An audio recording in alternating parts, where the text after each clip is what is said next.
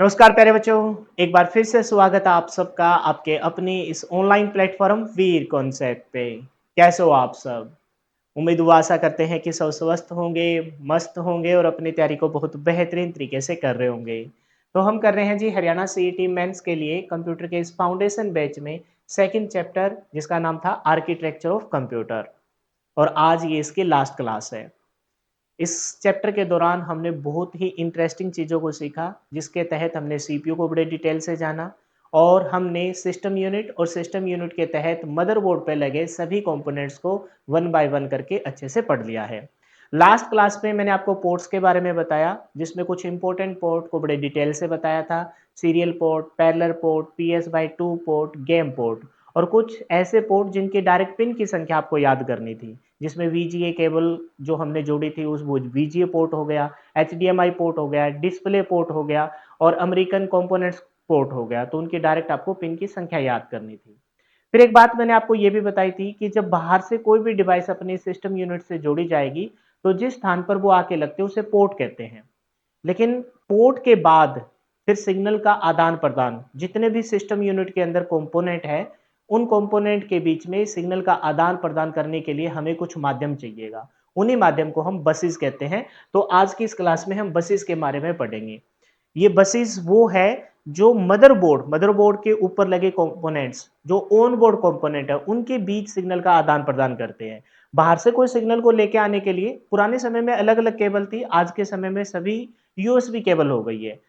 और जिस स्थान पर यूएसबी केबल आके लगते हैं उसे हम पोर्ट कहते हैं, लेकिन पोर्ट के बाद सिग्नल का आदान प्रदान इन्हीं कॉपर लाइंस के माध्यम से होगा जिसे आप बसेस कहते हैं। तो मेनली हमें तीन प्रकार की बसेस को पढ़ना है, डाटा बस, एड्रेस बस और कंट्रोल बस।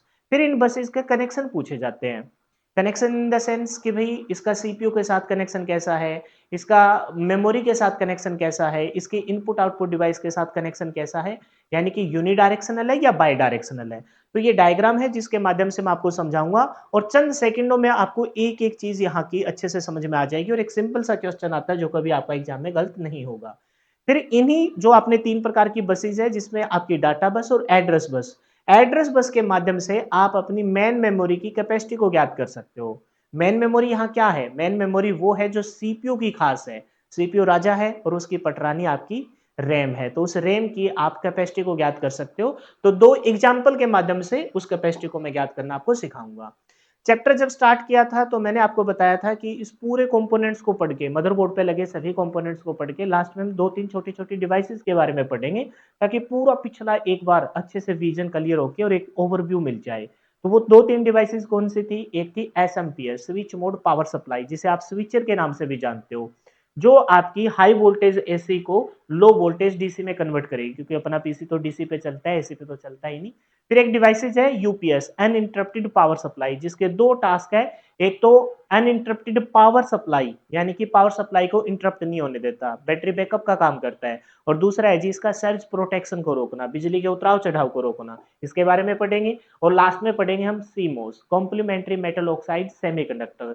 और मैं मतलब मेरा जो एक्सपीरियंस है या फिर मैंने आज से पहले जितने भी प्रीवियस ईयर के क्वेश्चन देखे हैं, ये जो लास्ट की तीन डिवाइस है ना, इनमें से मतलब 99.9% क्वेश्चन आपको देखने को मिलता है और ज्यादातर फुल फॉर्म ही मिल जाती है। सीमोस की फुल फॉर्म, यूपीएस की फुल फॉर्म और एसएमपीएस की फुल फॉर्म। तो इन तीनों डिवाइसेस को पढ़ेंगे और उसी के साथ अपना ये चैप्टर अच्छे से पूरा हो जाएगा। लास्ट में हम यहाँ एक बूटिंग प्रोसेस है जो आपकी आपने पीछे पढ़ा था ना सीमोस, उससे रिलेटेड कुछ बूटिंग प्रोसेस का कॉन्सेप्ट है। उसको करने के बाद एक बार फिर से मैं ये डायग्राम आपको दिखाऊंगा और बताऊंगा कि अब कोई भी ऐसा कंपोनेंट्स इस मदरबोर्ड पे नहीं होगा जो इंपॉर्टेंट है और आपको ना पता हो। आप सारी चीजों को एक एक करके रिकॉल कर सकते हो और जैसे ही चैप्टर पूरा हो जाता है तो इस चैप्टर से रिलेटेड जितनी भी क्लासें मैंने ली उन सारी पीडीएफ को एक साथ रिवाइज करना और इस चैप्टर से संबंधित एमसीक्यू और प्रीवियस ईयर के क्वेश्चन आप प्रैक्टिस करना। वो कहाँ मिलेंगे? तो मैंने आपको बताया कि ये डेमो लेक्चर आपको प्रोवाइड करवाए जा रहे हैं यूट्यूब पे। इस यूट्यूब चैनल को अगर आपने अब तक सब्सक्राइब नहीं किया तो इसको सब्सक्राइब कर लीजिए। वीर कॉन्सेप्ट आपका अपना ये यूट्यूब चैनल है जिसपे हम कंप्यूटर के फाउंडेशन बैच की डेमो लेक्चर की प्लेलिस्ट बना रहे हैं। तो वहां पर आपको ये लेक्चर मिल रहे हैं। लेकिन इन चैप्टरों कंप्लीट बैच के लिए आपको हमारी ऐप पे जाना पड़ेगा। इस वीडियो के डिस्क्रिप्शन में या फिर प्ले स्टोर से डायरेक्ट सर्च करो, वीर कॉन्सेप्ट अपनी ऐप है। वहां पर आपको कंप्यूटर का फाउंडेशन बैच बहुत ही नॉमिनल चार्ज मात्र 199 रुपए में, टिल सिलेक्शन तक वैलिडिटी वाला, जिसमें क्लास की पीडीएफ और चैप्टर खत्म होने के बाद एमसीक्यू और प्रीवियस ईयर के क्वेश्चन आपको मिल जाएंगे, उनको आप प्रैक्टिस कीजिए। और ये टास्क आप मेरे साथ कंटिन्यूअसली कीजिए, आपको मैं विश्वास दिलाता हूँ कि कंप्यूटर इस टेक्निकल सब्जेक्ट का एक सिंगल क्वेश्चन भी आपका गलत नहीं होगा। इस लायक आप खुद को पाओगे कि इन फ्यूचर आप पढ़ाने भी लग जाना, तो भी आपके लिए कंटेंट मोर देन इनफ होगा।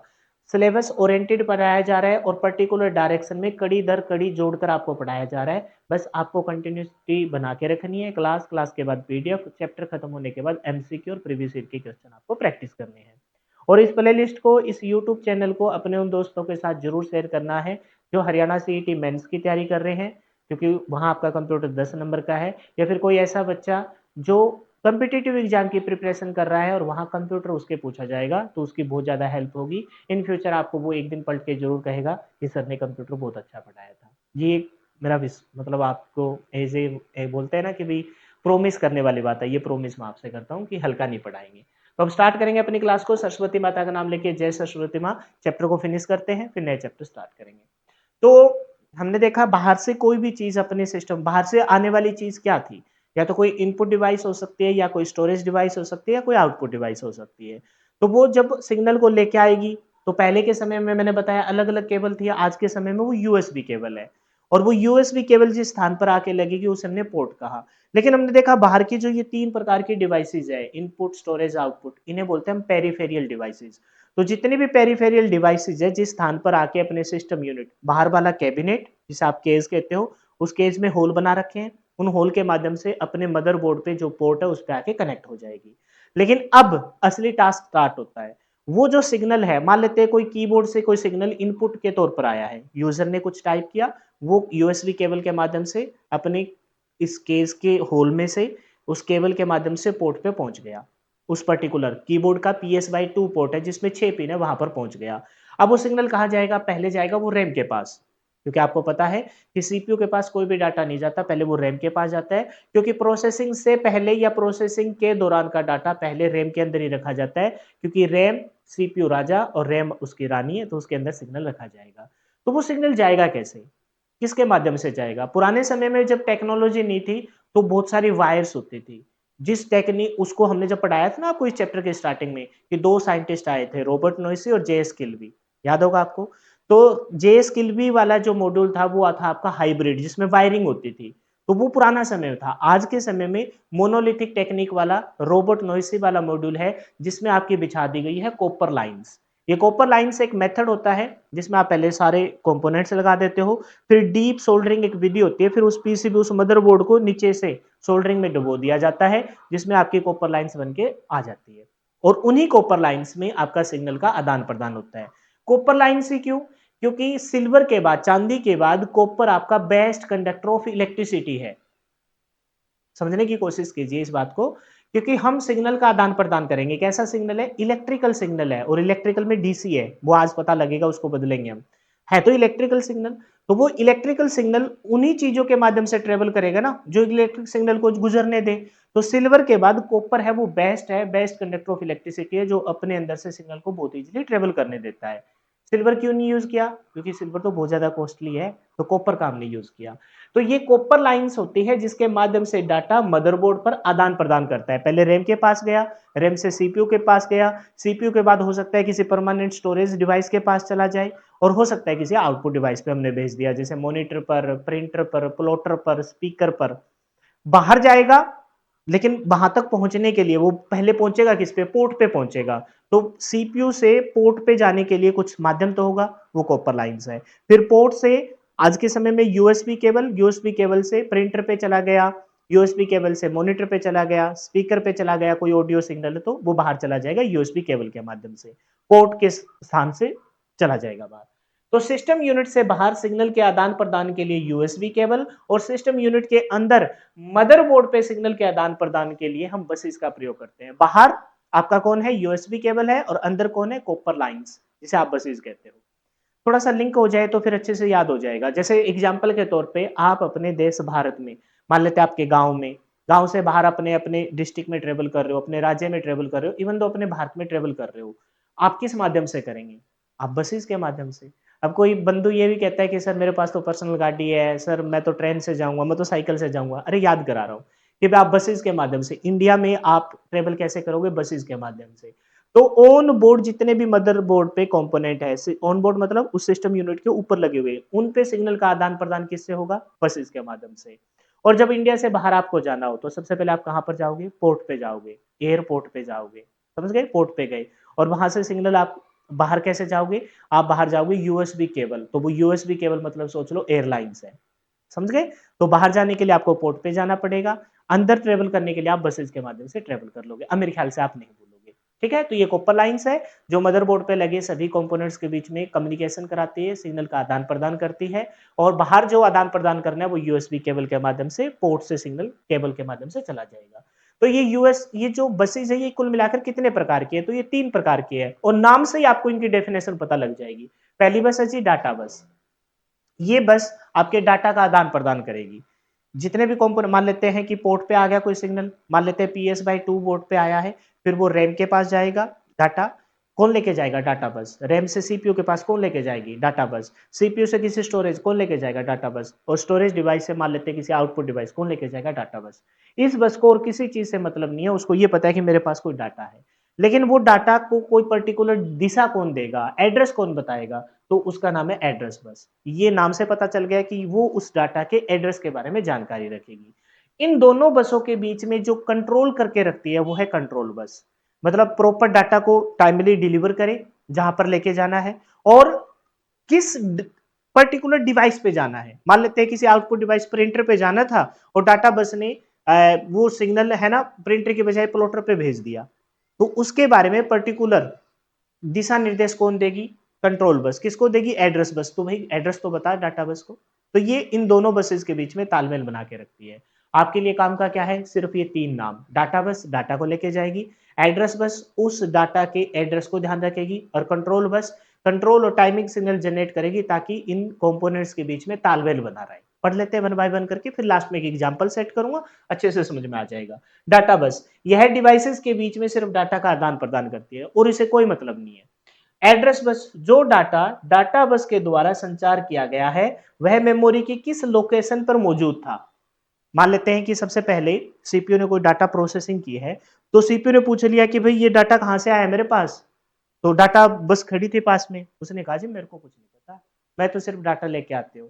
तो बोला कौन बताएगा? बोला एड्रेस बस बताएगी। तो एड्रेस ने बताया कि ये तो कीबोर्ड से आया है, इनपुट डिवाइस कीबोर्ड से, ठीक है। उसने प्रोसेसिंग की, प्रोसेसिंग के बाद दे दिया, ले डाटा तू लेके जा। डाटा ने कहा कहाँ लेके जाऊँ? तो एड्रेस बस साथ ही चलेगी उसके, कहेगी जा तू प्रिंटर को दे दे या तू मॉनिटर को दे दे। समझ गए मेरी बात को? तो डाटा बस सिर्फ डाटा को लेके जाती है, लेकिन एड्रेस बस जो डाटा डाटा बस के द्वारा संचार किया जाता है वह मेमोरी की किस लोकेशन पे है, रैम में कहां स्टोर किया था। क्योंकि प्रोसेसिंग से पहले या प्रोसेसिंग के दौरान डाटा किसके अंदर स्टोर किया जाता है? रैम के अंदर स्टोर किया जाता है, मेन मेमोरी के अंदर स्टोर किया जाता है। तो रैम की किस पर्टिकुलर फोल्डर में, किस पर्टिकुलर लोकेशन में वो स्टोर था, मेमोरी की किस लोकेशन में मौजूद था, इसके एड्रेस की जानकारी एड्रेस बस के पास होती है। कंट्रोल बस कंट्रोल व timing signal, control bus control व टाइमिंग सिग्नल को के माध्यम से सारी बसेस के बीच में तालमेल बना के रखती है। भाई एक तो टाइमली सिग्नल डिलीवर हो, डाटा टाइमली पहुंचे, दूसरी बात जिसको पहुंचना था या जिससे लेना था उसी से ले और जिसको डिलीवर करना था उसी को डिलीवर करे। अब एक छोटा सा एग्जांपल सेट करेंगे फिर आगे बढ़ जाएंगे। जैसे गांव में पुराने समय के समय डाकी होते थे, वो कोई गवर्नमेंट भर्ती से नहीं आए, मतलब वैसे लग जाते थे, आपको पता है ग्राम सेवक के तौर पर, पहले के समय की बात है। अनपढ़ टाइप के होते थे, तो उनके पास कोई मतलब कोई चिट्ठी खत आ गई, अब उनको नहीं पता लेकिन उनको पहुंचाना है, वो पहुंचाना है। तो वो जो पहुंचाना है वो डाटा है, डाटा बस को डाटा देना है कि मेरे पास ये खत आया है, मेरे पास ये पैसे आए हैं, मेरे पास ये सामान आया है, मेरे को पहुंचाना है, लेकिन उसको एड्रेस का नहीं पता। फिर वो डाकिया क्या करता था, गांव के पास किसी एक पर्टिकुलर आदमी के पास आके बोलता था कि भाई ये देख यार पता बता मेरे को कहाँ है। तो वो एड्रेस बस होती थी जो बताती थी कि भाई ये तो फलाने का फलाना बेटा है, उसके पास पहुंचाना है। डाटा बस को मतलब था सिर्फ डाटा लेके जाने के लिए। एड्रेस बस ने बताया कि ये तो फलाने का फलाना है, उसको दे के आ। समझ गए? डाटा बस सिर्फ डाटा लेके जाती है और एड्रेस बस ये बताती है कि वो मेमोरी की किस लोकेशन पर, किस पर्टिकुलर गली में, किस मोड़ पे उसका घर है, किसका बेटा है, किसका बाप है, किसका ये, ऐसे बताती थी। फिर एक बस है जी उस गांव में, ऐसे सोच लो कि एक आदमी, सरकारी आदमी ऐसा होता था कि भी ये देखता था कि भी वो जो डाटा डिलीवर करने वाला पोस्टमैन है या फिर उसको जो एड्रेस बताया है, इन दोनों ने अपना काम सही किया है कि नहीं किया। कहीं उस एड्रेस बस ने उस अनपढ़ आदमी को भुंदू तो नहीं बना दिया है कि भी देना था रामफल को, दे आया सीताफल को। समझ गए मेरी बात को? तो डाटा बस और एड्रेस बस ने प्रॉपर तरीके से काम किया है कि नहीं किया। तो वहां पर एक सरकारी महकमे का आदमी होता था जिसे हम बोलते थे कंट्रोल बस, जो कंट्रोल व टाइमिंग सिग्नल जनरेट करता था ताकि सभी बसेस के बीच में तालमेल बना रहे। तो डाटा बस सिर्फ डाटा लेके जाती थी, एड्रेस बस मेमोरी के किस पर्टिकुलर से वो डाटा उठा है या किस दिशा में जाएगा उसके एड्रेस की जानकारी, और कंट्रोल बस इन सारी बसों के बीच में तालमेल बना के रखती थी।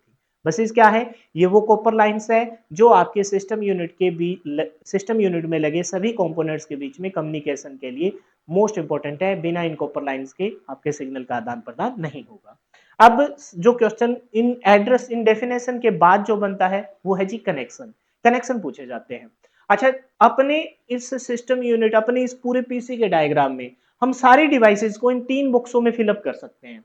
इनसे बाहर नहीं जाएगा। सबसे पहले समझो, कोई भी बाहर से हमने डाटा इनपुट डिवाइस से दिया तो सारी की सारी इनपुट डिवाइस, कितनी भी इनपुट डिवाइस हो, 10 15 16 17 18, वो एक लिस्ट है, वो सारी की सारी इसमें आ जाएगी। जितनी की जितनी आउटपुट डिवाइस है वो भी इसमें आ जाएगी। मतलब इनपुट के तौर पर मैं कीबोर्ड कहूँ, माउस कहूँ या फिर कोई स्कैनर कहूँ, आउटपुट पे प्रिंटर, प्लॉटर है ना, स्पीकर कहूँ, समझ गए मेरी बात को, कोई डिस्प्ले डिवाइस कहूँ, वो सारी इस एक बॉक्स में आ गई। तो इनपुट आउटपुट का ये मैंने एक बॉक्स बना दिया। मेमोरी में सारी आ जाएगी, चाहे वो टेम्परेरी है चाहे परमानेंट है। टेम्परेरी के तौर पर रैम रोम हो गई, जो पहले है प्रोसेसिंग से पहले या प्रोसेसिंग के दौरान, और प्रोसेसिंग के बाद जो डाटा स्थायी हो जाता है, क्योंकि अस्थायी डाटा ही पहले स्टोर किया जाता है। स्थायी डाटा है उसके लिए आपकी परमानेंट स्टोरेज डिवाइस है, उसमें आपके बहुत सारे नाम है, जैसे CD, DVD, pen drive, SSD, बहुत सारे नाम हो जाएंगे। तो वो सारे के सारे हमने मेमोरी। तो ये इनपुट आउटपुट, ये स्टोरेज, और काम करने वाला कौन? कंप्यूटर का दिमाग, सीपीयू। तो इन तीनों से ही अपने पूरा सिस्टम आ जाएगा इसके अंदर। अब आपसे कोई गहराई में जाके ऐसे पूछ ले, इनपुट आउटपुट डिवाइस का नाम देके पूछ ले, आपसे ऐसे पूछेगा, बताइए कीबोर्ड का कनेक्शन एड्रेस बस के साथ कैसा है, कीबोर्ड का कनेक्शन आपकी कंट्रोल बस के साथ कैसा है, प्रिंटर का कनेक्शन आपके डाटा बस के साथ कैसा है। तो जब तुमको ये नाम बोले ना, कीबोर्ड, प्रिंटर, प्लॉटर, मिडी, जॉयस्टिक, तो तुमको ध्यान रखना है कि भी किस कैटेगरी के अंदर आता है, इनपुट आउटपुट के अंदर आता है। जैसे बोलते हैं पेन ड्राइव के साथ कंट्रोल बस का कनेक्शन है, तो फिर तुमको ये सोचना है कि पेन ड्राइव किस में आता है, स्टोरेज में आता है। बस तुमको ये ध्यान रखना है, फिर कोई भी क्वेश्चन गलत नहीं होगा। तो 3 प्रकार की बसेज है, आपकी कंट्रोल बस, आपकी एड्रेस बस और डाटा बस। सबसे पहले आप ये बताओ, डाटा की जरूरत सबको पड़ती है, बिना डाटा के तो कोई काम ही नहीं करेगा। तो डाटा की जरूरत सबको पड़ती है, तो डाटा बस का कनेक्शन सबके साथ बाय डायरेक्शनल होगा। बस एक ही लाइन में खत्म करना है। डाटा बस का कनेक्शन सबके साथ बाय डायरेक्शनल होगा। देखो बाय डायरेक्शनल मतलब द्विदिशीय, दोनों तरफ तीर के निशान, ये देखो दोनों तरफ सीपीयू के साथ द्वि। डाटा की जरूरत सबको पड़ेगी। डाटा पहले इनपुट से लेंगे, फिर आपकी इनपुट के बाद प्रोसेसिंग होगी, प्रोसेसिंग के बाद फिर से डाटा जाएगा, डाटा जाएगा फिर स्टोरेज के पास, स्टोरेज से फिर जाएगा फिर आउटपुट डिवाइस। तो सबके साथ आदान प्रदान, घूम गया सिग्नल। तो डाटा बस का कनेक्शन सबके साथ बाय डायरेक्शनल होता है। डाटा बस का कनेक्शन सबके साथ बाय डायरेक्शनल होता है, मेमोरी के साथ भी बाय डायरेक्शनल है। डाटा बस का कनेक्शन सबके साथ बाय डायरेक्शनल है। डाटा बस का कनेक्शन सबके साथ बाय डायरेक्शनल हो गया, फिर कौन बचा? आपकी एड्रेस बस। एड्रेस बस और कंट्रोल बस। ध्यान रखेंगे, कंट्रोल तो सबको चाहिए, डाटा भी सबको चाहिए और कंट्रोल भी सबको चाहिए। अब पिछली बात में एक बात और ऐड कर दी मैंने, पहले बोला मैंने डाटा बस का कनेक्शन सबके साथ बाय डायरेक्शनल, दोनों एक साथ बोलता तो आपको लगता है यार ये तो ऊपर से जाने वाली बात है। मैंने कहा डाटा बस का कनेक्शन, सबको डाटा चाहिए, डाटा चाहिए, उस पर कोई काम करेंगे फिर डाटा लौटा भी तो देंगे, अपने पास रख के क्या करेंगे, लिया वो एक दिशा, वापस लौटा दिया दूसरी दिशा। तो डाटा बस का कनेक्शन सबके साथ बाय डायरेक्शनल। उस डाटा पे सबको कंट्रोल चाहिए, उस डाटा पे सबको कंट्रोल चाहिए।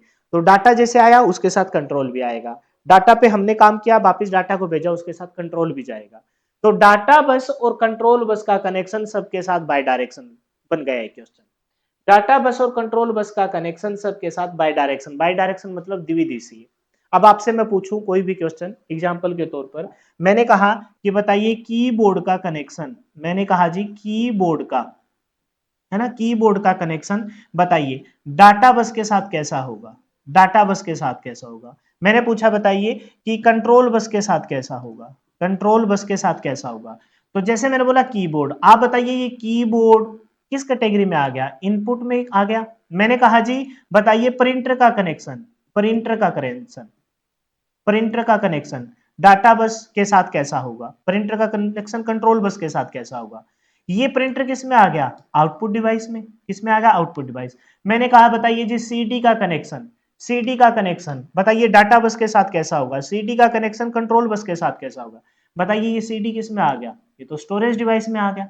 मैंने कहा जी सीपीयू का कनेक्शन, सीपीयू का कनेक्शन डाटा बस के साथ या सीपीयू का कनेक्शन कंट्रोल बस के साथ कैसा होगा। तो ये सीपीयू तो एक पर्टिकुलर हमने बॉक्स बना रखा था, तीन ही तो बॉक्स बनाए हैं। कौन से बॉक्स बनाए हैं, पहला बॉक्स है जी आपका सीपीयू, दूसरा आपका कोई स्टोरेज डिवाइस और तीसरा आपकी इनपुट आउटपुट डिवाइस। अब कोई भी इसके गहराई में जाके कोई इनपुट आउटपुट डिवाइस का नाम दे दे, गहराई में जाके कोई आपकी स्टोरेज डिवाइस का नाम दे दो तो पहचान लोगे। फिर ये दो शब्द मैंने बता दिए, डाटा बस और कंट्रोल बस के साथ हमेशा कनेक्शन कैसा होता है, बाई डायरेक्शनल होता है। कैसा कनेक्शन होता है, बाई डायरेक्शनल कनेक्शन होता है। कभी ये क्वेश्चन आपका गलत नहीं होना चाहिए, बाई डायरेक्शनल कनेक्शन होता है, बस इतना सा ध्यान रखना। डाटा बस और कंट्रोल बस का कनेक्शन सबके साथ क्या होता है, बाई डायरेक्शनल होता है। हो गया खत्म। फिर से सुनिए, डाटा सबको चाहिए, डाटा चाहिए, डाटा पे काम करेंगे तो डाटा लौटा देंगे, कनेक्शन बाय डायरेक्शनल। डाटा के साथ हमेशा क्या होना चाहिए, कंट्रोल होना चाहिए। भाई जिससे हम डाटा ले वो कंट्रोल कंट्रोल हो क्या है हमारे पास, हमने उस पर काम की, हम डिलीवर कर रहे हैं तो भी वो पर्टिकुलर किसी पर्टिकुलर एक डिवाइस पे जाए तो वो भी कंट्रोल। तो डाटा बस का कनेक्शन और कंट्रोल बस का कनेक्शन सबके साथ बाय डायरेक्शनल होता है। ठीक है, अब सुनिए, अब बच गई एड्रेस बस, लेकिन एड्रेस बस से पहले एक इसको निपटाते हैं। पहले हमने बसेस को पकड़ा, दो बसेस को हमने पकड़ लिया, ये वाली बस पूरी हो गई, समझ में आ गई, ये वाली बस भी पूरी हो गई। अच्छा एक इस बॉक्स को पकड़ लेते हैं। आप बताइए कि इनपुट आउटपुट के बिना कोई काम हो सकता है क्या, हमने कोई डाटा इनपुट के तौर पर दिया ही नहीं, बताइए काम होगा, नहीं होगा। हमने इनपुट पे दिया नहीं, इनपुट पे दे दिया डाटा, फिर प्रोसेसिंग वगैरह होगी, स्टोरेज भी हो गया, और आउटपुट नहीं आई तो वो डाटा इनपुट पे दिया हुआ ही किस काम का। समझ गए मेरी बात का।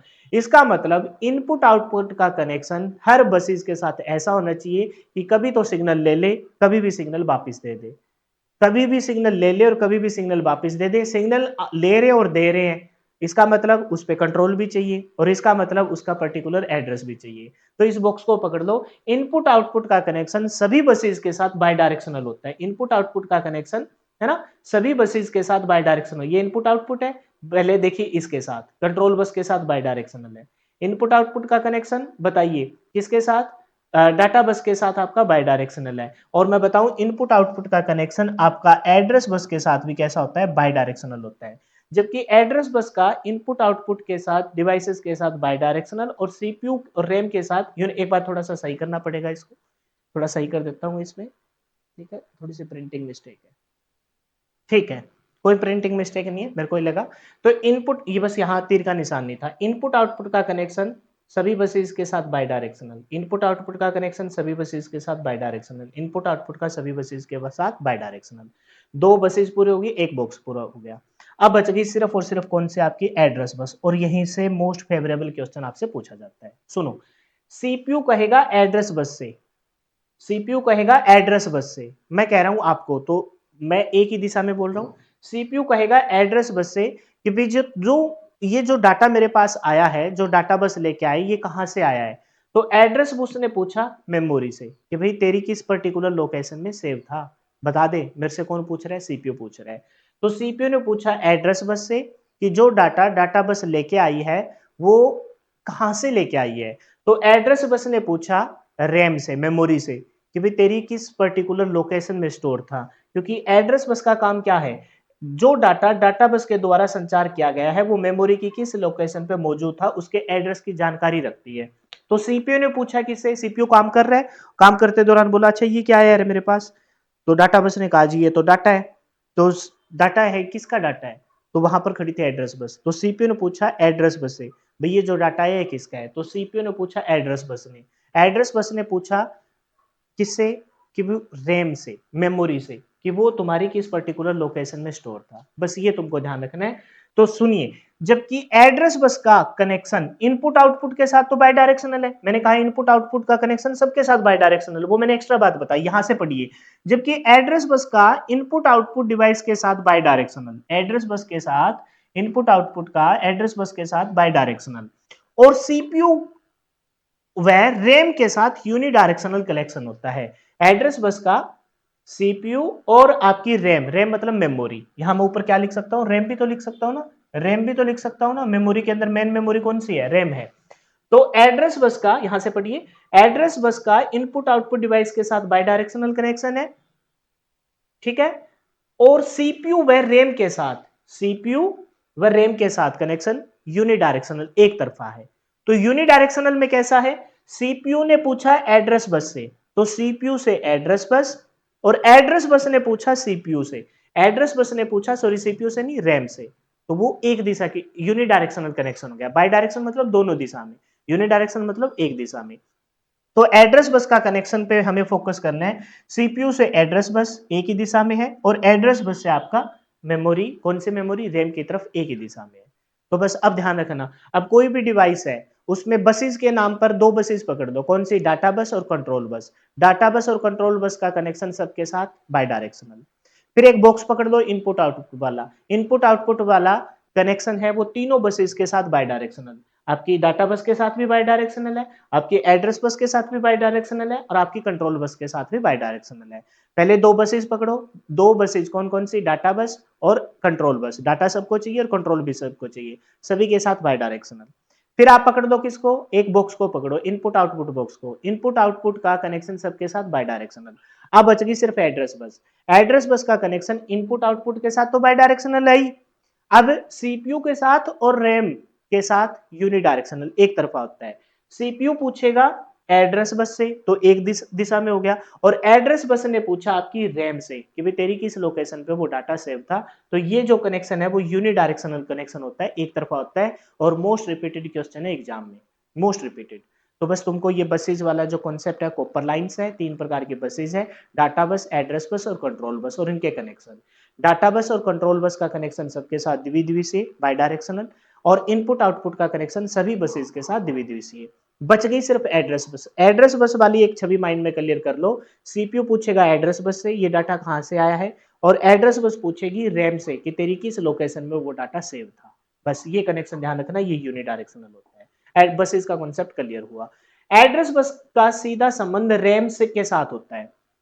एड्रेस बस है वो डायरेक्टली किससे कनेक्टेड है, रैम से, क्योंकि जो डाटा पेयर सीपीयू प्रोसेसिंग कर रहा है, वो प्रोसेसिंग करने के दौरान अगर कोई क्वेश्चन खड़ा कर ले कि ये डाटा कहां से आया है, तो वो एड्रेस बस बताएगी कि वो रैम से आया है। तो एड्रेस बस का कनेक्शन का एड्रेस बस का सीधा संबंध किससे हो जाएगा, रैम से हो जाएगा, और रैम क्या है, मेन मेमोरी है, क्योंकि रैम में ही हम किसी पर्टिकुलर लोकेशन में, किसी पर्टिकुलर फोल्डर में प्रोसेसिंग से पहले उस डाटा को स्टोर करते हैं। तो एड्रेस बस का सीधा संबंध रैम, मेन मेमोरी से होता है। एड्रेस बस के माध्यम से मेन मेमोरी की कैपेसिटी को ज्ञात किया जा सकता है। कैसे ज्ञात करते हैं, एक एग्जांपल समझो। अगर एड्रेस बस 12 हो, एड्रेस बस 12 हो, तो मेन मेमोरी कैपेसिटी, यहां मेन मेमोरी कैपेसिटी का मतलब क्या है, मेन मेमोरी कैपेसिटी का मतलब है कि रैम की कैपेसिटी, रैम की कैपेसिटी कितनी है, बस ये ध्यान रखना। मेन मेमोरी कौन है, यहाँ रैम है। तो अगर एड्रेस बस की संख्या 12 हो, मान लेते हैं एड्रेस बस की संख्या 20 होती, 25 होती, 25 तो हो नहीं सकती, 12 लिया है मैंने, 25 क्यों नहीं हो सकती उसका भी कारण बताऊंगा। मान लेते हैं कि एड्रेस बस की संख्या यहाँ 12 है, तो हमसे पूछा है मेन मेमोरी कैपेसिटी क्या है, मेन मेमोरी कैपेसिटी का मतलब यहाँ क्या है, रैम, क्योंकि एड्रेस बस का सीधा संबंध किससे है, रैम से है, तो उस रैम की कैपेसिटी को ज्ञात कर सकते हैं। इसको लिखने का एक मेन मेमोरी कैपेसिटी निकालने के लिए, देखिए समझिए इस बात को, पहले तो मैं मार्कर चेंज कर लेता हूं, ठीक है। बोलता है कि मेन मेमोरी कैपेसिटी,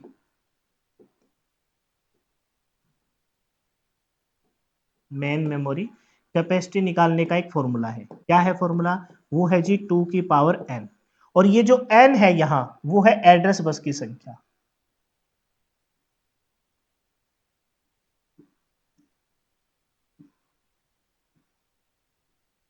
बस इतना सा ध्यान रखना। मैंने क्या कहा, बहुत ही सिंपल से समझा दूंगा, समझ में आएगा। मैंने कहा कि मेन मेमोरी कैपेसिटी निकालने का एक फॉर्मूला है जिसे बोलते हैं 2 की पावर n, और n क्या है, एड्रेस बस की संख्या। तो बताइए इस फॉर्मूले को देख के आप बताइए n की जगह में क्या रख दूं। आप कहोगे सर ये तो बहुत ही सिंपल सी बात हो गई, ये है एड्रेस बस की संख्या, एड्रेस बस कितनी है 12, 2 की पावर 12 आ जाएगा। अच्छा इस 2 की पावर 12 को क्या मैं 2 की पावर 2 गुना में 2 की पावर 10 लिख सकता हूं। भाई बेस सेम होती है, पावर ऐड हो जाती है, बेस सेम दो दो बेस सेम है, पावर ऐड हो गई, 2 और 10 12 वापिस आ जाएगा। अच्छा, 2 की पावर 2 का मतलब क्या 4 है, और 2 की पावर 10 आपने देखा होगा 3 अपने पास पर्टिकुलर वैल्यू होती है। एक तो होता है किलोबाइट, एक होता है मेगाबाइट, बहुत सारी होती है लेकिन मैं आपको दो तीन ही बता रहा हूं, किलो मेगा, और एक होता है गीगाबाइट, फिर उसके बाद टेराबाइट आ जाता है, फिर पेटाबाइट आ जाता है। चलो एक को लिखते हैं टेराबाइट। किलोबाइट का मतलब होता है 2 की पावर 10 किलो, मेगा का मतलब होता है 2 की पावर, नंबर डबल होता चलेगा, 10 के बाद क्या आ जाएगा 2 की पावर 20 किलो मेगा। गीगा का मतलब होता है 2 की पावर 30, टेरा का मतलब होता है 2 की पावर 40, पेंटा का मतलब होता है 2 की पावर 5। मैं आपको ये अगला जो चैप्टर है उसमें बहुत डिटेल से बताऊंगा, जिसका नाम है मेमोरी यूनिट, बहुत अच्छे से सिखाऊंगा तुमको। इस 2 की पावर 10 का मतलब होता है क्या 1024 बाइट, लेकिन हमें उससे कोई मतलब नहीं है। आप बताइए 2 की पावर 10, इस 2 की पावर 10 को मैं क्या लिख सकता हूं, 2 की पावर 10 को मैं लिख सकता हूं जी आपका क्या, किलोबाइट। 2 की पावर 10 की जगह मैं क्या रख सकता हूं, किलोबाइट। तो 2 की पावर 10 मेरे को दिखा, और इसकी जगह क्या रख दूंगा, किलोबाइट। तो बताइए अपनी मेन मेमोरी कैपेसिटी, रैम की कैपेसिटी कितनी है, तो आप कहेंगे उस रैम की कैपेसिटी है जी 4 किलोबाइट। बस ये छोटा सा एक एग्जाम्पल है, लेकिन इस एग्जाम्पल के माध्यम से मैं तुमको ये सिखाना चाहता हूँ कि अगर तुम्हारे पास एड्रेस बस हो तो उस एड्रेस बस की संख्या से तुम बता सकते हो मेन मेमोरी कैपेसिटी कितनी है। एड्रेस बस की संख्या कितनी थी 12, मेन मेमोरी कैपेसिटी का फॉर्मूला 2 की पावर n, n का मतलब है एड्रेस बस की संख्या, एड्रेस बस की संख्या 12, 12 को मतलब 2 की पावर 2 गुना में 2 की पावर 10। हम ऐसे नंबर में तोड़ देंगे, जैसे मान के चलो यहाँ 24 होता, 24 होता, तो 24 को कैसे तोड़ता, 24 को मैं यहाँ 20 कर लेता और यहाँ 4 कर लेता, 2 की पावर 2 गुना में 2 की पावर 20, और 20 का मतलब क्या होता मेगाबाइट, तो यहाँ आ जाता है 4 मेगाबाइट। समझ गए मेरी बात को। अच्छा, अगर तुम्हारे पास मेन मेमोरी कैपेसिटी, इसी एग्जांपल को उल्टा कर दिया मैंने, अगर तुम्हारे पास मेन मेमोरी कैपेसिटी 4 किलोबाइट हो तो एड्रेस बस की संख्या ज्ञात करो। तो इससे हम उल्टा चलना सिखा रहे हैं, देखो समझो इस बात को। मेन मेमोरी कैपेसिटी कितनी है 4 किलोबाइट, मेन मेमोरी कैपेसिटी कितनी बताई, मेन मेमोरी कैपेसिटी इतने बताई 4 किलोबाइट, 4 किलोबाइट हम लिखते हैं 4 किलोबाइट। हम अब की बार एड्रेस बस की संख्या निकालनी सिखा रहे हैं। अच्छा 4 किलोबाइट, 4 का मतलब 2 की पावर 2 है, और किलो का मतलब लिखी रखा है, किलो का मतलब होता है 2 की पावर 10, 2 की पावर 10। अच्छा 2 की पावर 2 और 2 की पावर 10 पावर ऐड हो जाएगी, 2 की पावर कितना हो जाएगा 12, और किसी की पावर 2 की पावर n, इस बात को मैं कैसे लिख सकता हूं, 2 की पावर n के सेंस में लिख सकता हूं कि नहीं लिख सकता। 2 की पावर 12 मतलब n की मान कितना है, n का मान है जी 12, और 2 की पावर n, n क्या है एड्रेस बसेस की संख्या, तो यहाँ n की वैल्यू कितनी आ जाएगी 12, और ये 12 क्या है एड्रेस बसेस की संख्या।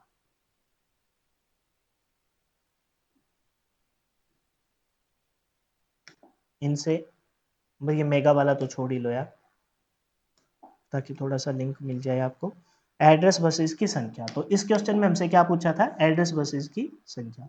इस क्वेश्चन में हमसे पूछा था कि अगर आपकी मेन मेमोरी कैपेसिटी, एक एग्जांपल और लेंगे, मेन मेमोरी कैपेसिटी आपकी कितनी है 4 KB है, तो बताइए आपकी एड्रेस बसेस की संख्या क्या होगी। तो मैंने बताया एड्रेस बसेस की संख्या कितनी हो जाएगी, 2 की पावर 12 बन गया, यानी कि एड्रेस बसेस की संख्या हो जाएगी 12। एक एग्जांपल और लेते हैं फिर आगे बढ़ेंगे, और वो एग्जाम्पल सिर्फ तुमको सिखाने के लिए मैं डिलीट कर दूंगा, काम का था वो मैंने बता दिया।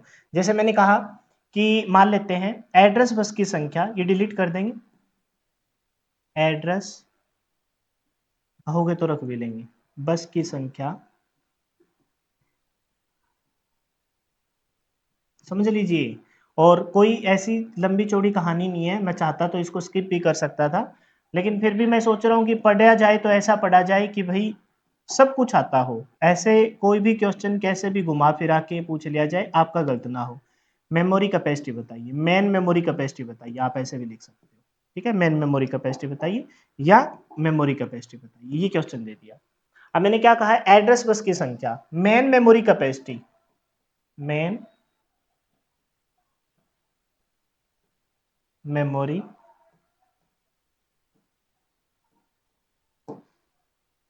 एक मिनट रुकना भाई।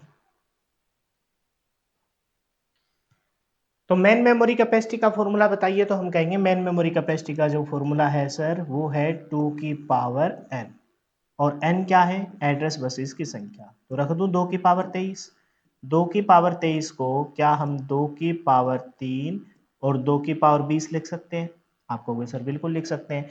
2 की पावर 3 का मतलब क्या है? 2 गुना 2 गुना 2, यानी कि हम क्या कहेंगे, क्या बोलेंगे बताइए जरा? 2 दूनी 4, 4 दूनी 8। और मैंने अभी थोड़ी देर पहले ही बताया 2 की पावर 10 बोलूं तो किलोबाइट। क्या बन जाएगा? किलोबाइट। और 2 की पावर 20 बोलूं, ये मैंने कहा इसके लिए परेशान मत होइए, नेक्स्ट चैप्टर ये किलो के बाद क्या आता है? मेगाबाइट। फिर टेराबाइट, पेंटाबाइट, है ना, ये सब आगे चलते रहेंगे। किलो, मेगा, गीगाबाइट आएगा, फिर टेराबाइट, फिर पेंटाबाइट, किलो, मेगा, गीगा, टेरा, पेंटा, जोटा, योटा, बहुत सारे नंबर आते हैं, इसे हमें अगले चैप्टर में पढ़ना है। तो 2 की पावर क्या बना? 3 मतलब 8, 2 की पावर 20 की जगह क्या रख दूं मैं? मेगाबाइट। ये बन जाएगी आपकी मेन मेमोरी कैपेसिटी। अच्छा, उल्टा चलना हो इसी क्वेश्चन में, सेम डिटो कॉपी क्वेश्चन, इसको मैं पलट देता हूं। कैसे? आप बताइए कि अगर मैं क्वेश्चन ये बना दूं कि आपकी main memory capacity, if main memory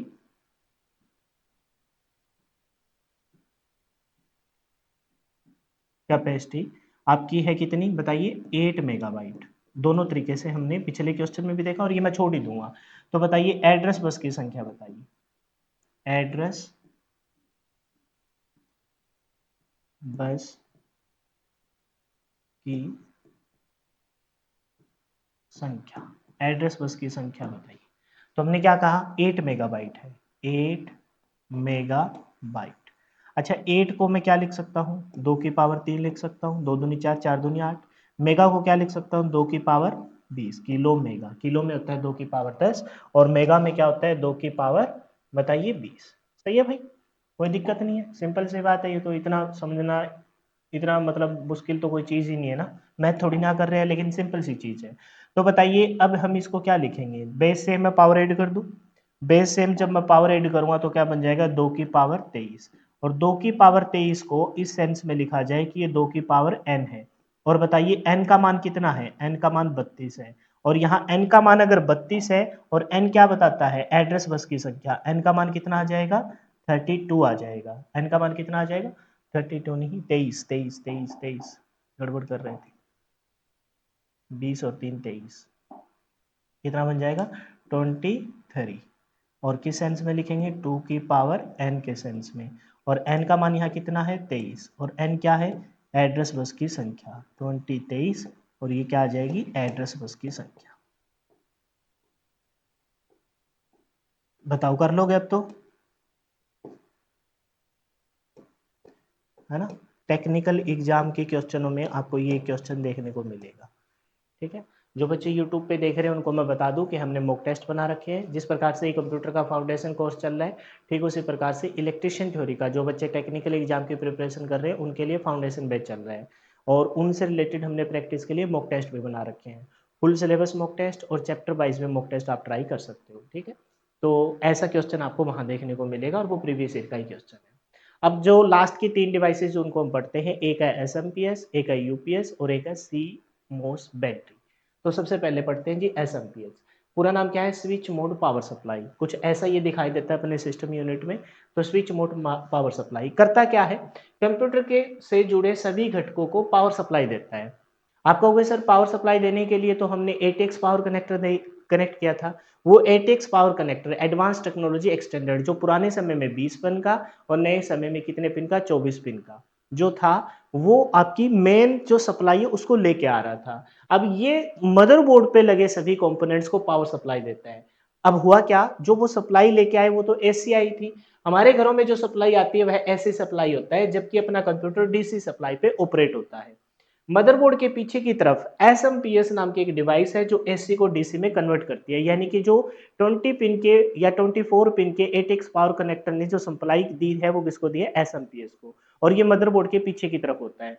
इसलिए एसएमपीएस को स्विचर, क्योंकि ये क्या करता है?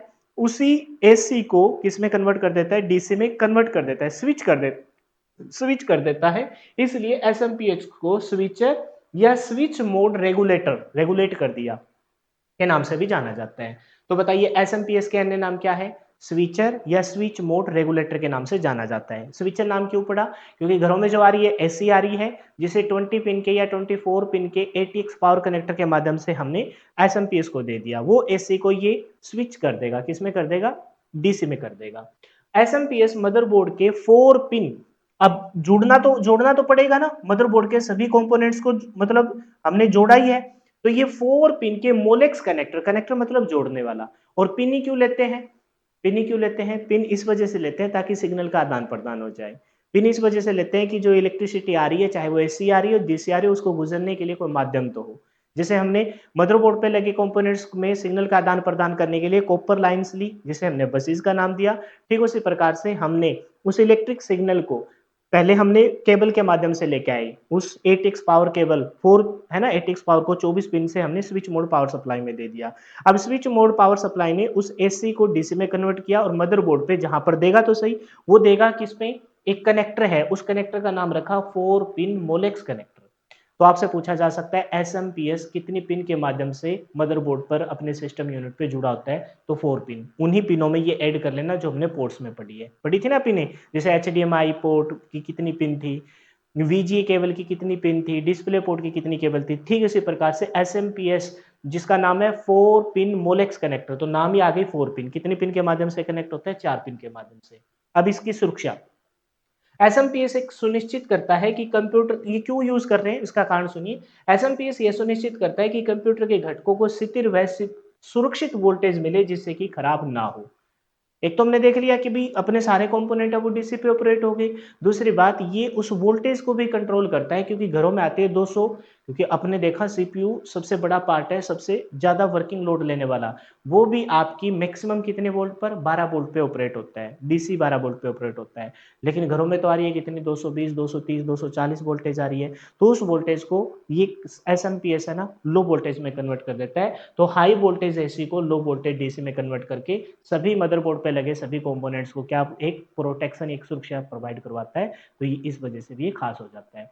आपसे पूछा जाएगा इंपॉर्टेंट के तौर पर एसएमपीएस का पूरा नाम क्या है? Switch mode power supply. अन्य किस नाम से जानते हैं? स्विचर के नाम से, या फिर किस नाम से? स्विच मोड रेगुलेटर के नाम से जानते हैं। थोड़ा सा अंडरलाइन कर देता हूँ, स्विचर के नाम से या फिर स्विच मोड पावर रेगुलेटर के नाम से जानते हैं। फिर बोला जाएगा कि मदरबोर्ड पे कितने पिन के माध्यम से कनेक्ट होगा?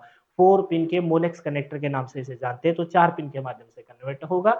और ये अपने जितने कंपोनेंट्स है उसको सुरक्षा प्रदान करता है। कैसे? हाई वोल्टेज एसी को लो वोल्टेज एसी में कन्वर्ट कर देता है। नेक्स्ट है जी यूपीएस। यूपीएस की फुल फॉर्म खास है uninterrupted power supply. Uninterrupted power supply, नाम को पकड़ दो, अनइंटरप्टेड पावर सप्लाई। तो इसके दो काम हो जाएंगे, एक का मुख्य कार्य और एक अन्य कार्य। यह कुछ अन्य कार्य, जो इसकी फुल फॉर्म है ना, वो अन्य कार्य है। अनइंटरप्टेड, अनइंटरप्टेड मतलब बाधित ना हो पावर सप्लाई, ये इसका अन्य कार्य है। यह कुछ समय के लिए बैटरी बैकअप का भी कार्य करता है। बैटरी बैकअप इसने दे दी कुछ समय के लिए। जैसे आप टास्क कर रहे हो, है ना, पहले के समय में हम छोटा सा एक बॉक्स नीचे रखते थे यूपीएस का, आज के समय में अपने सिस्टम के साथ भी आने लग गया। तो वो क्या करता था, जैसे मेन सप्लाई कट हो गई तो कुछ समय के लिए जो आपके इंपॉर्टेंट टास्क हो रहा था, कोई बैटरी बैकअप 10, 15, 20 मिनट, वो डिपेंड करता है आपने कितना लोड अपने सिस्टम यूनिट से कनेक्ट कर रखा है। तो वो उसको बैकअप देता था ताकि आप अपने इंपॉर्टेंट टास्क को पूरा कर लो। आज के समय में इनबिल्ट आने लग गया।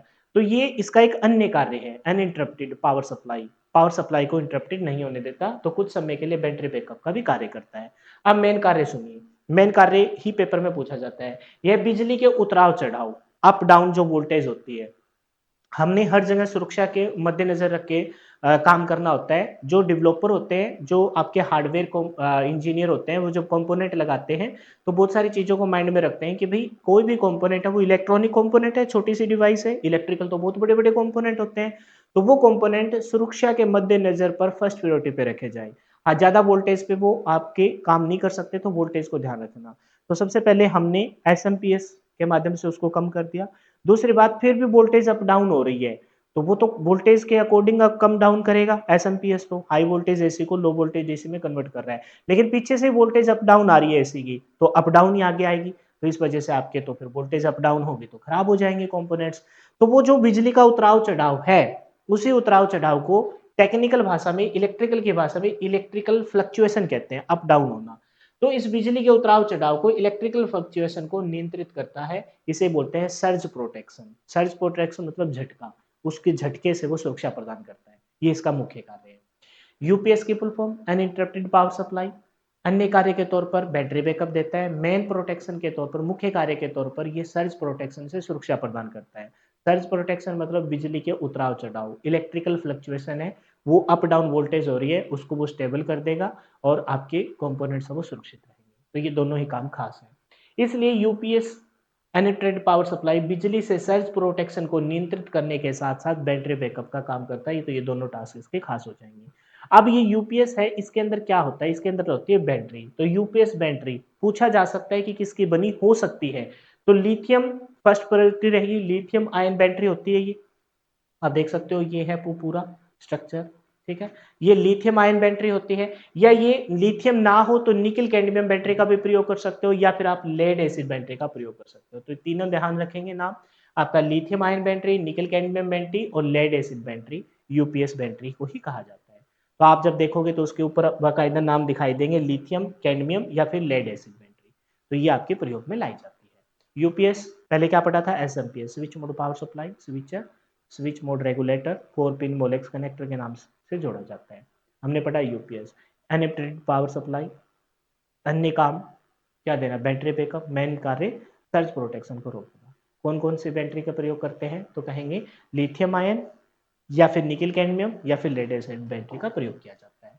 अब अजय सीमोस, ये तीनों ही डिवाइसेस लास्ट में पता है क्यों पढ़ाई जा रही है, सारे कंपोनेंट पढ़ चुके, वो कंपोनेंट वर्क कैसे करेंगे जब सप्लाई देंगे, सप्लाई कौन सी डीसी, तो एसएमपीएस का यूज किया, वो अच्छे से काम करें बैटरी बैकअप के तौर पर, या फिर वो काम ही करे सर्ज प्रोटेक्शन पर खराब ना हो, तो यूपीएस, और वो उनके बीच में तालमेल बना रहे।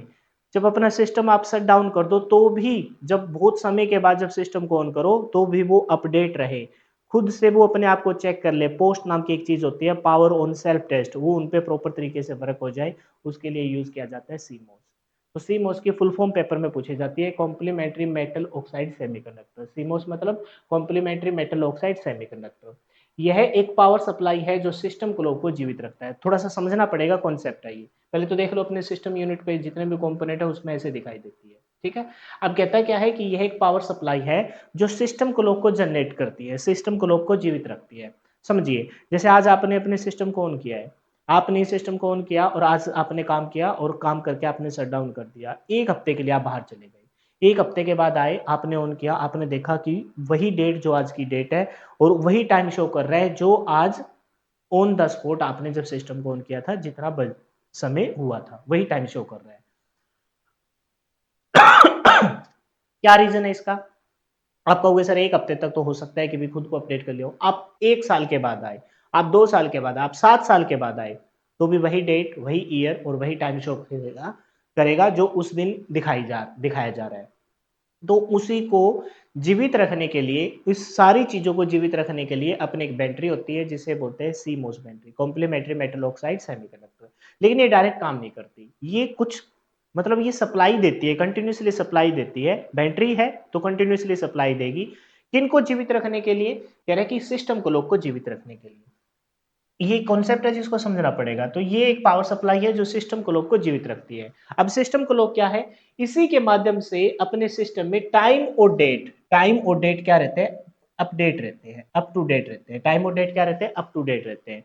टाइम भी अपडेट रहेगा, जितना पर्टिकुलर टाइम उस ऑन द स्पॉट है वही टाइम शो करेगा और वही डेट शो करेगा।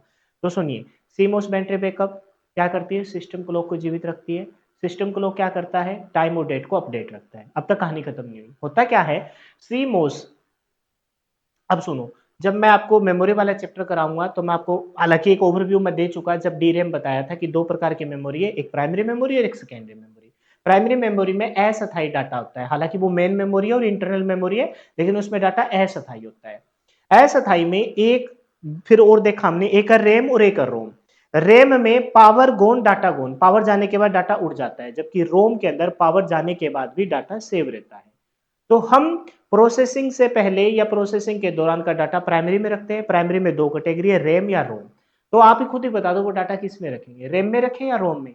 रैम में रखेंगे तो पावर गोन डाटा गोन, पावर जाने के बाद डाटा उड़ जाता है, जबकि रोम में रखेंगे तो पावर जाने के बाद, शट डाउन करने के बाद या इमरजेंसी लाइट जाने के बाद भी डाटा उसके अंदर ही रहता है। तो ऐसा कोई प्रोग्राम जो अपने सिस्टम को स्टार्ट करता हो, अब जैसे ही स्विच ऑन किया तो सिस्टम स्टार्ट हो जाता है, अपने अपने अपने इस कैबिनेट, अपने सिस्टम यूनिट पे आपने पावर बटन को ऑन किया, सिस्टम अपना ऑन हो गया। लेकिन ये ऑन हुआ कैसे, कोई पर्टिकुलर टास्क तो हुआ होगा। मैं सोता रहता, सोने के बाद भी मेरा हार्ट बीट चलती रहती है, सांस चलते रहते हैं, मैं सो रहा हूँ, दिमाग और ये सब तो जीवित है ना, ये तो जीवित है तभी तो चल रहे हैं। तो वो फिर भी हम जैसे ही ये सो रहा है, सोने के बाद जब ऑन करते हैं, ऑन करने के बाद भी फिर भी ये बिल्कुल ऑन द स्पॉट उसी पोजीशन पे आ जाता है जिस पोजीशन पे होना चाहिए। ये कैसे हुआ? ये इस वजह से हुआ कि इसको रन करने के लिए एक पर्टिकुलर प्रोग्राम है। वो प्रोग्राम हम रखे कहाँ? सबसे पहला क्वेश्चन। तो वो प्रोग्राम रखा जाएगा रोम के अंदर। किसके अंदर रखा जाएगा? रोम। क्योंकि रोम के अंदर खास बात यह है कि पावर जाने के बाद भी, बंद करने के बाद भी उसके अंदर डाटा परमानेंट रहता है, जबकि रैम के अंदर पावर गोन डाटा गोन, पावर जाने के बाद डाटा उड़ जाता है। तो हमने क्या किया, सीमोस बैटरी बैकअप है ना, जो बैटरी बैकअप है जो लगातार सिस्टम को लोग को जीवित रखता है, वो अपनी कंटिन्यूसली सप्लाई रोम को देता रहता है, रोम को देता रहेगा, क्योंकि रोम के अंदर पावर जाने के बाद भी डाटा सेव रहता है। रोम रोम के अंदर होता है एक बायोस नाम का प्रोग्राम। रोम के अंदर क्या होता है? कि बायोस नाम का बेसिक इनपुट आउटपुट सिस्टम। वो बायोस नाम का प्रोग्राम अपनी सिस्टम क्लॉक को जीवित रखता है। मैंने कहा कि कॉन्सेप्ट है, मैंने पहले बता दिया, हल्का फुल्का यहां जिक्र कर रहा हूं, डिटेल से मैं पढ़ाऊंगा जब आपको इस रैम और रोम के बारे में बताऊंगा, वहां पर बूटिंग प्रोसेस, कोल्ड बूटिंग और हार्ड बूटिंग को बड़े डिटेल से बताऊंगा। लेकिन सुनो, सीमोस बैटरी, मैंने क्या कहा कि आपकी जो सीमोस बैटरी बैकअप है वो सिस्टम क्लॉक को जीवित रखती है। सिस्टम क्लॉक का मतलब टाइम और डेट को अपडेट रखना। लेकिन ये सिस्टम क्लॉक जीवित कैसे रहेगा? कि डायरेक्ट सीमोस सप्लाई अपनी सिस्टम क्लॉक को देगी? नहीं, वो डायरेक्ट सीमोस सप्लाई आपकी रोम को देगी। रोम के अंदर बायस नाम का प्रोग्राम है, ये बायस नाम का प्रोग्राम बताया जाएगा थोड़ी देर में। और वो बायस नाम का प्रोग्राम है ना, सिस्टम क्लॉक को जीवित रखता है। सिस्टम क्लॉक को जीवित रखना मतलब टाइम और डेट को अपडेट रखना। तो आपसे अगर मोटा मोटा अगर एक ही लाइन में पूछो, बताइए सीमोस बैटरी बैकअप का काम क्या है? सीमोस बैटरी बैकअप नहीं, सीमोस का काम क्या है? आप कहोगे कि सिस्टम क्लॉक को जीवित रखना, यानी कि अपने सिस्टम में टाइम और डेट को अपडेट रखना। कैसे होगी? कि ये सीमोस अपनी पावर सप्लाई रैम को देगी। रैम में एक बायोस नाम का प्रोग्राम है जो सिस्टम क्लॉक को जीवित रखेगा। यह मदरबोर्ड पे एक चिप होती है जिसमें BIOS, basic input output system, basic input output system की सेटिंग और कंप्यूटर के हार्डवेयर की जानकारी स्टोर होती है। मैंने क्या कहा, रोम के अंदर वो प्रोग्राम डाल दिया जाता है जो पावर जाने के बाद भी अपने उसके अंदर परमानेंटली स्टोर हो। अब पावर चली गई, रोम के अंदर वो प्रोग्राम है, जैसे हमने स्विच ऑन किया तो वो आपका जो बायोस नाम का प्रोग्राम है वो रोम से उठ के रैम में जाएगा और रैम से सीपीयू में जाएगा। सीपीयू में डाटा है वो रैम के माध्यम से आता है, लेकिन रैम में कमी ये थी कि पावर जाने के बाद डाटा उड़ जाता है, तो इस वजह से रैम के अंदर तो स्टोर नहीं किया। स्टोर किसके अंदर किया? रोम के अंदर। रोम से वो बायोस नाम का प्रोग्राम किस में जाएगा? रैम में। वो रोम से ही बायोस नाम का प्रोग्राम किसको जीवित रखेगा? सिस्टम क्लॉक को, जिससे टाइम और डेट जीवित रहे। तो मदरबोर्ड पे एक चिप होती है जिसके अंदर बायोस नाम, बेसिक इनपुट आउटपुट सिस्टम, और कंप्यूटर के हार्डवेयर की सारी सेटिंग उपलब्ध होती है इस बायोस नाम के अंदर, प्रोग्राम के अंदर। कंप्यूटर के हार्डवेयर की सारी सिस्टम होने का मतलब ये कि कंप्यूटर को स्टार्ट करने वाला प्रोग्राम है वो रोम के अंदर होता है। ठीक है, यह सुनिश्चित करती है कि कंप्यूटर को हर बार शुरू होने पर हार्डवेयर दोबारा से जांच न करनी पड़े, यानी कि अपने आप ही वो बायोस नाम का प्रोग्राम सारे कंपोनेंट की, है ना, ठोकापीनी करके अच्छे से जांच पड़ताल कर लेगा कि प्रॉपर तरीके से काम कर रहे हैं कि नहीं कर रहे। हमें तो स्विच ऑन करना है, लेकिन स्विच ऑन करने के दौरान बस ध्यान रखेंगे वो बायोस नाम का, सीमोस ने पावर सप्लाई देती रही, रोम के अंदर वो बायोस नाम के प्रोग्राम को जीवित रखा। अब वो बायोस नाम का बेसिक इनपुट आउटपुट वाला जो प्रोग्राम है वो आपके सारे हार्डवेयर को जांच पड़ताल कर लेगा। वो किस पे जाएगा? रैम के पास, रैम के से सीपीयू के पास। सीमोस क्लॉक जनरेटर के माध्यम से सिंक्रोनियस क्लॉक सिग्नल को जनरेट करता है ताकि सभी कंपोनेंट घटकों के बीच में तालमेल बना रहे। यानी कि सीमोस है, वो सीमोस क्या करेगी? पूरा पावर सप्लाई देती रहेगी और आपकी क्लॉक जनरेटर एक सिग्नल लगातार, जैसे मैं जब सो रहा हूं ना तो मेरा हार्ट है वो लगातार सारे कंपोनेंट्स को अपनी क्या दे रहा होगा? ऑक्सीजन के माध्यम से ब्लड पहुंचा रहा होगा ताकि सारी कोशिकाएं जीवित रहे मेरे सोने के बाद भी। तो सीमोस है क्लॉक जनरेटर के माध्यम से, है ना, खून के माध्यम से, ऑक्सीजन के माध्यम से, ऑक्सीजन ऑक्सीजन खून के साथ ऑक्सीजन घुल के जाके सारी सेल तक पहुंचती है। तो सीमोस क्लॉक जनरेटर के माध्यम से सेंक्रोनियस क्लॉक सिग्नल को जनरेट करता है ताकि सारे घटकों के बीच में तालमेल बना रहे। स्विच ऑन करे तो प्रॉपर तरीके से ये ऑन हो जाए। तो ये कॉन्सेप्ट है जिसके लिए आपको परेशान नहीं होना है, बस हल्का फुल्का यहाँ आप जान लीजिए। दो तीन बातें तो एटलीस्ट समझ में आई होगी, इतना समझ में आ गया तो डिटेल से वहां बता दिया जाएगा। फुल फॉर्म देखिए, कॉम्प्लीमेंट्री मेटल ऑक्साइड सेमीकंडक्टर। ये क्लॉक सिस्टम को जीवित रखता है। क्लॉक सिस्टम को जीवित रखने का मतलब टाइम और डेट को अपडेट रखना, लेकिन ये डायरेक्ट वर्क नहीं करता। सीमोस अपनी पावर सप्लाई कंटिन्यूसली रैम को देता रहता है, रैम नहीं रोम को देता रहता है, क्योंकि रैम के अंदर कमी ये है कि पावर सप्लाई जाने के बाद वो तो डेड हो जाती है। रोम है वो जीवित रहता है। रोम के अंदर बायोस नाम का प्रोग्राम है। ये बायोस नाम का प्रोग्राम, बेसिक इनपुट आउटपुट नाम का प्रोग्राम, ये सारे के सारे कंपोनेंट्स की जांच पड़ताल करता रहता है कि भाई कोई कंपोनेंट बंद होने के दौरान खराब तो ना हो गया, है ना। ये जो सारे की सारी चीजों को चेकआउट करता रहता है क्लॉक सिग्नल वगैरह जनरेट करके, और यही आपके सिस्टम क्लॉक को जीवित रखता है। तो ये है जी सीमोस बैटरी के बारे में। अब सुनिए मेरी बात, इस पूरी चीज को मैंने पिछले जो 10 मिनट में एक्सप्लेन किया ना, ये एक प्रोसेस थी जिसे बूटिंग कहते हैं। बूटिंग कंप्यूटर को शुरू स्टार्ट करने की एक स्वचालित प्रक्रिया है। जैसे हम स्विच ऑन करते हैं तो सारा का सारा अपने आप ही सिस्टम स्टार्ट क्यों हो जाता है, क्योंकि उसके अंदर होती है बूटिंग। स्टार्ट करने की स्वचालित ऑटोमेटिकली प्रक्रिया है जो पावर बटन दबाने से लेकर ऑपरेटिंग सिस्टम वो सिस्टम है जिसके माध्यम से अपने कंप्यूटर के सारे है ना टास्क पूरे होंगे। बिना ऑपरेटिंग सिस्टम ना होने की वजह से, ऑपरेटिंग सिस्टम नहीं है ना तो कोई आपका हार्डवेयर अच्छे से प्रॉपर वर्क करेगा, और ना ही ऑपरेटिंग सिस्टम है तो आगे चलकर जो आपके एप्लीकेशन सॉफ्टवेयर है वो भी वर्क नहीं करेंगे। तो बूटिंग कंप्यूटर के शुरू होने की स्वचालित प्रक्रिया है जो पावर बटन होने से ऑपरेटिंग सिस्टम के लोड होने और डेस्कटॉप स्क्रीन के आने तक चलती है। यानी कि जब ऐसे ही आपने पावर बटन ऑन किया तो वो बूटिंग की प्रोसेस होगी, बूटिंग प्रोसेस होगी तो आपका ऑपरेटिंग सिस्टम लोड होगा। ऑपरेटिंग सिस्टम लोड होने का मतलब ये है कि आपका सिस्टम स्टार्ट हो रहा है, और जब सारा कुछ अच्छे से बूटिंग प्रोसेस पूरी हो जाएगी तो आपकी मॉनिटर स्क्रीन पे पावर आ जाएगी। यह है बूटिंग प्रोसेस। यह हार्डवेयर की जांच पोस्ट करती है ना, हार्डवेयर की जांच करती है, और जांच करने हार्डवेयर की जांच करने वाली प्रक्रिया को क्या कहा जाता है, पोस्ट कहा जाता है। इस शब्द को छुपा लो। यह हार्डवेयर की जांच करती है और स्टोरेज को ऑपरेटिंग सिस्टम से रैम में लोड करती है। अब पहले सुनो, वो बायोस नाम का प्रोग्राम किसके अंदर था, रोम के अंदर था। रैम को पावर सप्लाई, ये मैं यहां क्यों बता रहा हूं, क्योंकि ये बायोस नाम का प्रोग्राम है वो किसके अंदर है, रोम के अंदर है। इस बायोस नाम के प्रोग्राम, इस रोम को पावर सप्लाई कौन दे रही है, CMOS, complementary metal oxide semiconductor. तो वो बायोस नाम का प्रोग्राम है वो रोम के अंदर है। वो रोम से फिर अगला स्टेप बताया जा रहा है, वो बायोस नाम का प्रोग्राम रोम से किसके अंदर जाएगा, रैम से जाएगा, और रैम से किसके अंदर जाएगा, सीपीयू। जब सीपीयू के पास आ जाएगा तो ऑपरेटिंग सिस्टम अपलोड हो गया, है ना, अप टू डेट हो गया, और मॉनिटर स्क्रीन पे आपको पावर सप्लाई दिखाई देगी। तो कह रहा है कि ये कह रहा है कि हार्डवेयर की जांच करता है और स्टोरेज को ऑपरेटिंग सिस्टम से, है ना, ऑपरेटिंग सिस्टम को रैम में अपलोड करता है। स्टोरेज मतलब रोम के अंदर पावर सप्लाई जाने के बाद भी डाटा रहता है। कौन सा प्रोग्राम रहता है, बायोस, बेसिक इनपुट आउटपुट वाला। ये क्यों जीवित रहता है, क्योंकि इसको पावर सप्लाई कौन दे रहा होता है, CMOS battery, complementary metal oxide semiconductor power supply दे रही है रैम को। वो बायोस नाम का प्रोग्राम उसके अंदर रहता है, और जैसे हम सिस्टम को स्टार्ट करते हैं तो बूटिंग प्रक्रिया होती है, और बूटिंग प्रक्रिया का होने का मतलब है बायोस नाम का program, basic input output system वाला प्रोग्राम आपका किसके पास जाएगा, रैम, और रैम से किसके पास जाएगा, सीपीयू। जैसे ही सीपीयू के पास चला जाता है तो ऑपरेटिंग सिस्टम आपका ऑन हो जाता है, मतलब स्टार्ट हो जाता है, और मॉनिटर पर आपको स्क्रीन दिखाई देती है। तो कह रहा है कि ये बूटिंग दो प्रकार की होती है। ये बूटिंग कितने प्रकार की होती है जी, दो प्रकार की होती है। एक होती है जी कोल्ड बूटिंग, और दूसरी होती है हॉट बूटिंग।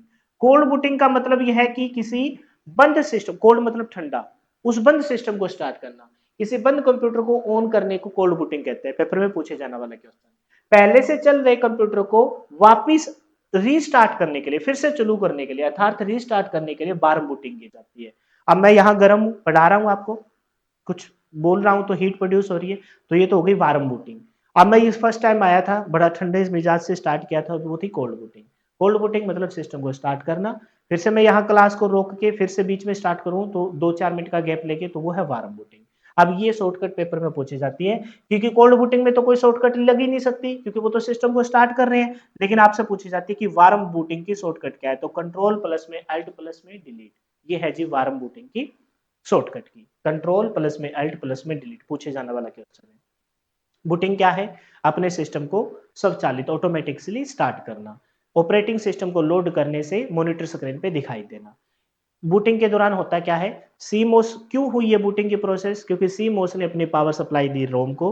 रोम के अंदर एक बायोस नाम का प्रोग्राम है, और जैसे ही सिस्टम को स्टार्ट करेंगे तो बूटिंग प्रक्रिया होगी, और बूटिंग प्रक्रिया के दौरान ये बायोस नाम का प्रोग्राम परमानेंट स्टोरेज से, रैम के स्टोरेज से, परमानेंट तो क्या बोलेंगे, स्टोरेज ही बोलो, परमानेंट स्टोरेज तो है वो, फिर आपकी वो चली जाएगी सीडी डीवीडी वो, लेकिन स्टोरेज बोलो। स्टोरेज क्यों बोला इसको, क्योंकि पावर सप्लाई जाने के बाद भी इसके अंदर डाटा मौजूद था, ये बायोस नाम का प्रोग्राम था।